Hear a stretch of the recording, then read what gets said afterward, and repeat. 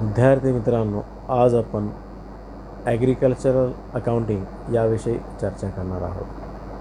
Agricultural accounting करत असताना कृषी कार्याची संबंधित असणारी सर्व हिशोब हे व्यावसायिक खात्याप्रमाणेच ठेवण्यात येतात. तरी यामध्ये होणाऱ्या अनेक व्यवहारांचे कृषी लेखांकन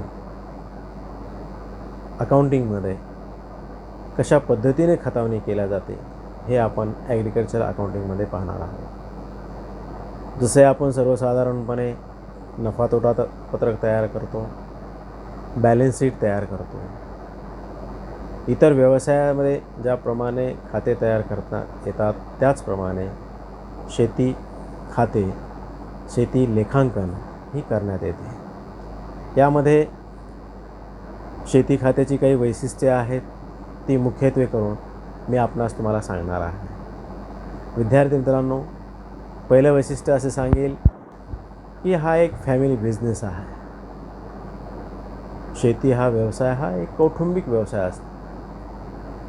सामान्यपणे कृषी व्यवसाय हा कौटुंबिक स्वरूपाचा व्यवसाय म्हणून गणला जातो. त्यामुळे व्यावसायिक आणि कौटुंबिक व्यवहार यांची आपसात सरमिसळ होते. साधारणपणे व्यक्तिगत आणि व्यावसायिक देणीघेणीचे जी काही व्यवहार असतील याकरिता एक बँकेचं अकाउंट खोललेलं असतं.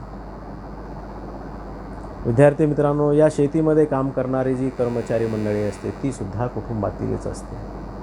म्हणून दुसरं वैशिष्ट्य सांगताना असं म्हणता येईल आपल्याला की फॅमिली लेबर. शेतीशी संबंधित जी काही कामे मजुराद्वारे करून घेतली जातात, त्याचबरोबर बऱ्याचशा कुटुंबातील व्यक्ती हा व्यवसाय स्वतः करून राबतात.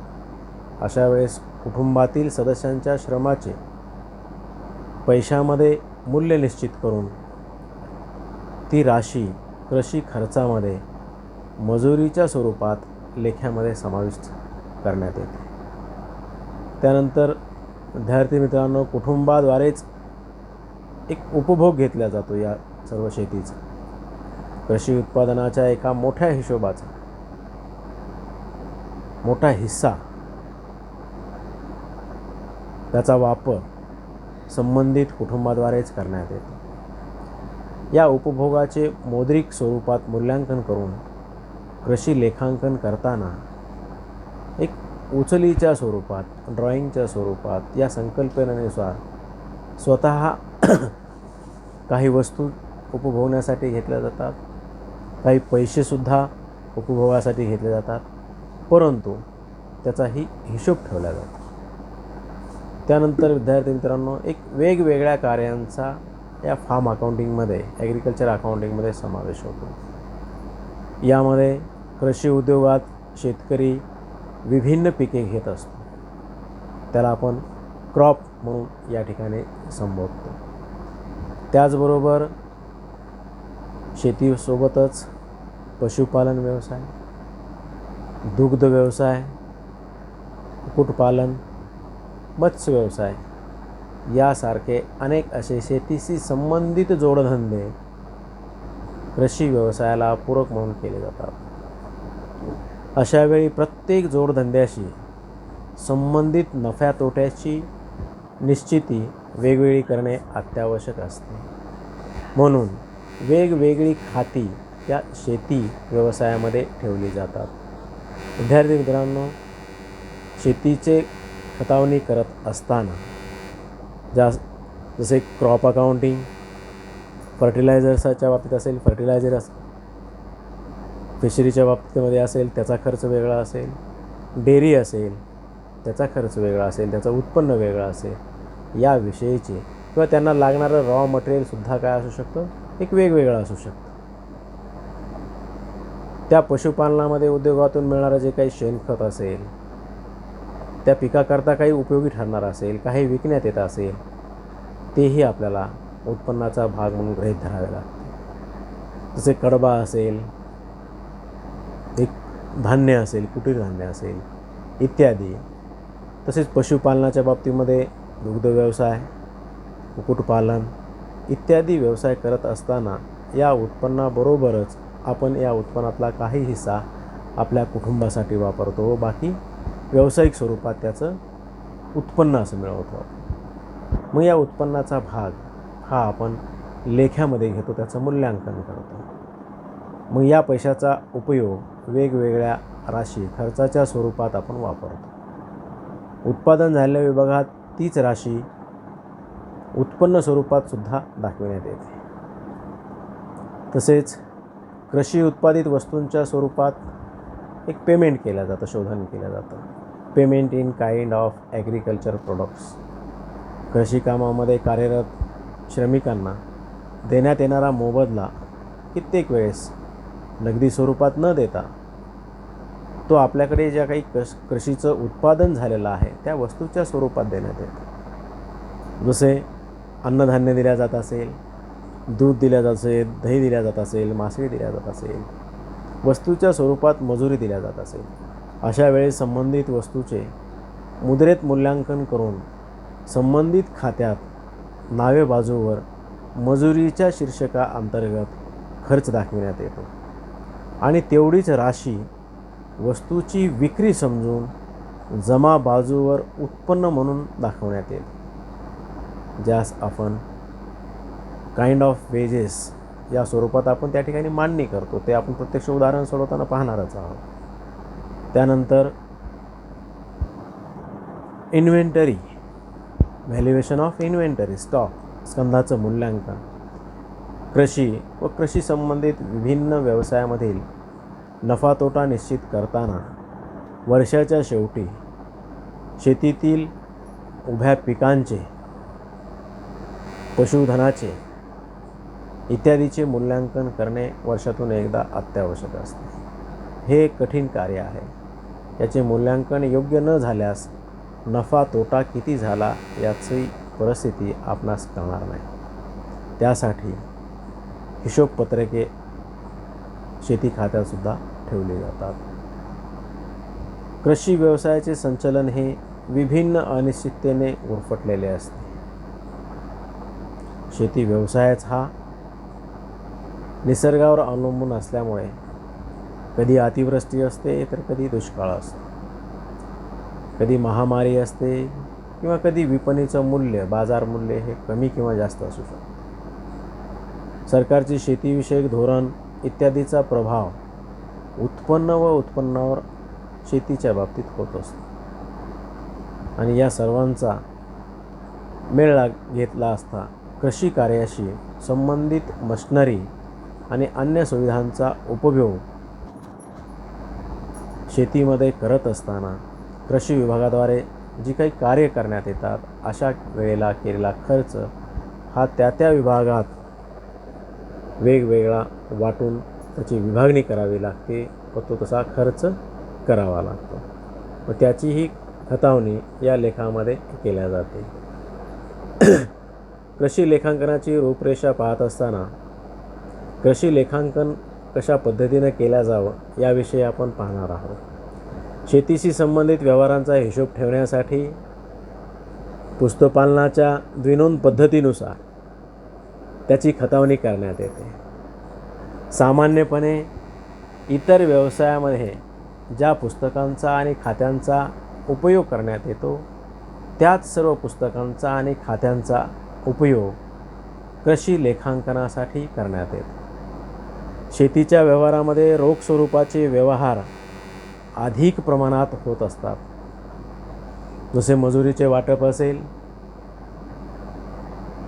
किंवा काही बाबतीत विक्री असेल, दैनंदिन विक्री असेल, दुधाची विक्री असेल, मांसाची विक्री असेल व इतर काही विक्री असेल. व्यवसायामध्ये पैशाची आवक जावक, त्यासोबतच मजुरी, वेतन, वार्षिक स्वरूपात देण्यात आलेलं वेतन असेल किंवा इतर स्वरूपाचा रोख खर्चसुद्धा यामध्ये समाविष्ट असतो. पण शेतीच्या व्यवहारामध्ये रोख स्वरूपाचे व्यवहार अधिक प्रमाणात होत असल्याने या व्यवहाराचे स्वरूप एक लहान असल्याने सर्व सहाय्यक लेखा पुस्तके ठेवण्याऐवजी एक विश्लेषणात्मक रोख पुस्तक, ॲनालिटिकल कॅश बुक लिहिण्यात येते. या रोख पुस्तकात नावे आणि जमा बाजूला प्रत्येक शेती व्यवसायासाठी स्वतंत्र स्तंभ ठेवण्यात येतो. रोख पुस्तकामध्ये संबंधित व्यवसायातील व्यवहाराची नोंद झाल्यानंतरच त्या व्यवहाराची खतावणीमध्ये संबंधित खात्यात नोंद करण्यात येते. विश्लेषणात्मक रोख पुस्तकावरून एक परीक्षा सूची, ट्रायल बॅलन्स किंवा तेरीज पत्रक, ज्याला आपण तेरीज पत्रक असं म्हणतो, ते तयार करण्यात येतं. आणि या परीक्षा सूचीवरून आपण नफा तोटा पत्रक व एक फायनल अकाउंट, ज्याला अंतिम खाते असं म्हणतो, ज्याला आपण बॅलन्स शीट असं म्हणतो, तेही तयार करण्यात येतं. विद्यार्थी मित्रांनो, लहान प्रमाणावरील शेती व्यवसायाच्या उत्पन्नावर आयकराची आकारणी होत नसल्याने त्यांच्या अंतिम खाती बाबतीत काही मार्गदर्शक सूचना या कृषी लेखांकनात दिलेल्या आलेल्या आहेत. त्या बाबतीतही मी तुम्हास PDF नोट्स प्रोव्हाइड केलेल्या आहेत. या शेती संबंधित व्यवसायाशी अंतिम खाती तयार करणे कायद्याने बंधनकारक नसल्याने कोणत्याही एका विशिष्ट पद्धतीने या व्यवसायातील नफा तोट्याची गणना करण्यात येत नाही. दुग्ध व्यवसाय, मत्स्यपालन व्यवसाय, कुक्कुटपालन व्यवसाय जर मोठ्या प्रमाणावर करण्यात येत असेल तर त्यांना स्वतंत्र असा व्यवसाय समजला जातो. त्याची उलाढाल मोठ्या प्रमाणात असेल तर त्या ठिकाणी त्यांच्या विक्री करानुसार व इतर पद्धतीचे कर शासन आकारू शकते. परंतु शेती उत्पन्नावर कसल्याही प्रकारचा कर आकारला जात नाही. त्यामुळे या व्यवसायासाठी काही प्रमुख खाती पुढील प्रमाणे तयार करण्यात येतात. जसे आपण ज्याला पशुपालन खाते, कॅटल अकाउंट. दुसरं आहे लाईव्ह स्टॉक अकाउंट, पशुधन खाते. तिसरं खातं पोल्ट्री अकाउंट, कुक्कुटपालन खाते. चौथं खातं आहे क्रॉप अकाउंट, ज्याला आपण क्रॉप, त्यामध्ये शेतीचं उत्पन्न असेल, अन्नधान्य असेल, त्या बाबतीतचं उत्पन्न, पिकाशी संबंधित उत्पन्न याचा समावेश असतो. त्यानंतर येतं फिशरी अकाउंट, मत्स्यालय खाते किंवा मत्स्यपालन असेल, मग त्याच्यात बीज खरेदी करण्यापासून ती फिश विक्रीपर्यंत याची खतावणी या फिश व्यवहारात लिहिल्या जातं. दुग्ध व्यवसाय खाते, डेअरी अकाउंटसुद्धा काढलं जातं. त्यानंतर सामान्य नफा तोटा खाते, general profit and loss account. आणि शेवटी तयार करतो ते ताळेबंद. विद्यार्थी मित्रांनो, या प्रत्येक खात्यातून किती लाभ झाला हे शोधून काढण्यात येते. त्याची मांडणी व्यापारी खात्यानुसारच करण्यात येते. फक्त या खात्यात संस्थेचा स्कंद असतो. ही सर्व खाती वर्षाच्या शेवटी तयार करण्यात येतात. प्रत्येक व्यवसायातून सकल लाभ, जसं आपण व्यवसायामध्ये ट्रेडिंग अकाउंट तयार करतो त्याचप्रमाणे या ठिकाणी आपण ही विविध खाती तयार करतो. ट्रेडिंग अकाउंटमध्ये खरेदी, विक्री, मजुरी या बाबतीत आपण परचेजेस असेल, सेल्स असेल, ही व्यवहार काढतो आणि त्याच्यानंतर आपण ग्रॉस प्रॉफिट काढतो. त्या ग्रॉस प्रॉफिट काढल्यानंतर, सकल लाभ काढल्यानंतर किंवा सकल हानी काढल्यानंतर आपण नंतर हा सकल लाभ किंवा सकल तोटा हा प्रॉफिट अँड लॉस अकाउंटला स्थानांतरित करतो. म्हणून एक जनरल नफा तोटा खाते हेही या ठिकाणी तयार करण्यात येतं. व्यवसायाशी संबंधित खर्च आणि उत्पन्नाची गोळाबेरीज या जनरल प्रॉफिट अँड लॉस अकाउंटमध्ये केल्या जाते. आणि खरा शुद्ध नफा आणि शुद्ध हानी किती झाली याची गणना करण्यासाठी आपण त्यानंतर ताळेबंद तयार करतो. आणि हा शुद्ध नफा, शुद्ध हानी ताळेबंदात स्थानांतरित केले जाते, ज्याला आपण बॅलन्स शीट असं म्हणतो. आपण मागील वर्षी एक फायनान्शियल अकाउंटिंगमध्ये सोल ट्रेडर्सचं फायनल अकाउंट पाहिलेलं आहे. त्या ठिकाणी trading account, profit and loss account आणि बॅलन्स शीट. मग या ठिकाणी ट्रेडिंग अकाउंट तयार करत असताना आपण क्रॉप अकाउंट असेल, डेअरी अकाउंट असेल, लाईव्ह स्टॉक अकाउंट असेल, हे विविध प्रकारची खाती आपण तयार करतो. डेअरी अकाउंट्स असेल, पोल्ट्री अकाउंट्स असेल, यावरून general profit and loss account तयार करतो आणि शेवटी बॅलन्स शीट करतो. सर्वात सोपा असणारा हा टॉपिक आपण याविषयी सविस्तर प्रॅक्टिकल असं घेणार आहोत. प्रत्येक प्रॉब्लेम हा एक्झामिनेशनमध्ये आलेला प्रॉब्लेम आपण सॉल्व करणार आहोत. तर विद्यार्थी मित्रांनो, इतर ताळेबंदप्रमाणेच याचाही शेती खात्याविषयीचा ताळेबंद या ठिकाणी तयार करण्यात येतो. शेती व्यवसायाची संपत्ती आणि देयता कोणत्या क्रमाने लिहावे याविषयी कोणताही नियम नसल्याने सर्वसामान्यपणे आपण व्यापार खात्यामध्ये ज्याप्रमाणे लायबिलिटी आणि ॲसेटला व्यवहार लिहित होतो त्याच पद्धतीने याही ठिकाणी आपण व्यवहार लिहिणार आहोत. एखादा व्यवहार खाली आणि वरी नोंदवला किंवा त्यासाठी एक विशिष्ट नियम काही आहे असं या बाबतीत नाही. म्हणून ज्या पद्धतीने ताळेबंद तयार करतो त्याच पद्धतीने कृषी लेखांकनातसुद्धा ताळेबंद आपल्याला तयार करावायचा आहे. तर विद्यार्थी मित्रांनो, हा टॉपिक हा खूप सोपा आहे. शेतीशी संबंधित असणारा खर्च आणि शेतीपासून मिळालेलं उत्पन्न याची तडजोड लागावी. खरंच शेतकऱ्याला त्या संबंधित शेतकरी ही जी खाते ठेवतो, तो जो व्यवसाय करतो शेती व्यवसाय, त्याला लाभदायक आहे हानिकारक आहे हे त्याला केव्हा कळेल, जेव्हाही तो खात्यांची खतावणी करेल. म्हणून सर्वसामान्यपणे एक आज तरी आपला परिसर सोडला तर बाकीकडे शेती हा व्यवसाय मोठ्या प्रमाणात केला जातो. त्या ठिकाणी अनेक प्रकारची उत्पन्न घेतली जातात. शेतीला संबंधित असणारी जोडधंदे मोठ्या प्रमाणात केली जातात. मग याच्यावरूनच शेतीशी संबंधित असणाऱ्या जोडधंद्यावरून एक मोठ्या प्रमाणात उत्पन्न मिळवल्या जातं. त्यामुळे शेतीला जोडधंद्याची एक सवय लागून जाते. मग त्या जोडधंद्यापासून उत्पन्न मिळवलं जातं. मग या उत्पन्नाच्या आधारावर शेती व्यवसाय हा टिकून आहे. यानंतर विद्यार्थी मित्रांनो, आपण प्रॅक्टिकल स्वरूपात तुम्हाला एक जनरली चार्ट प्रोव्हाइड करेल आपल्या गुगल क्लासरूमच्या माध्यमातून, आणि त्यासोबतच क्वेश्चन आणि आन्सर्स ही तुम्हाला आपल्या यूट्यूबच्या माध्यमातूनच प्रॉब्लेम अगोदर व्हॉट्सअपवर किंवा आपल्या गुगल क्लासरूमवर दिल्या जाईल आणि त्याची सोडवणूक तुम्हाला यूट्यूबवर लेक्चर टाकूनच केल्या जाईल. कारण गुगल क्लासरूम असेल किंवा झूम ॲप असेल, याद्वारे लाईव्ह लेक्चरसाठी आपल्या सर्वांना नेटची उपलब्धता असेल किंवा आपण सर्व समोरच असू हे सांगता येत नाही. त्यामुळे आपण गुगल मीट किंवा झूमच्या ऐवजी तुम्हाला प्रत्येक प्रॉब्लेम हा चांगल्या पद्धतीने सोडवून फार्म अकाउंटिंग इतर कंपनी फायनल अकाउंटपेक्षाही किंवा इतर काही फायनल अकाउंटपेक्षाही खूप सोपं असं आहे. ते तुम्हाला सविस्तररित्या पुढच्या तासिकेमध्ये शिकवलं जाईल. एक जनरल आपण सिंपल उदाहरणे घेऊ, त्यावरून परीक्षेत आलेली प्रॉब्लेमची सोडवून घेऊ. त्यामुळे फार्म अकाउंटिंग, ॲग्रिकल्चर अकाउंटिंग या टॉपिकबद्दल निश्चिंत राहा.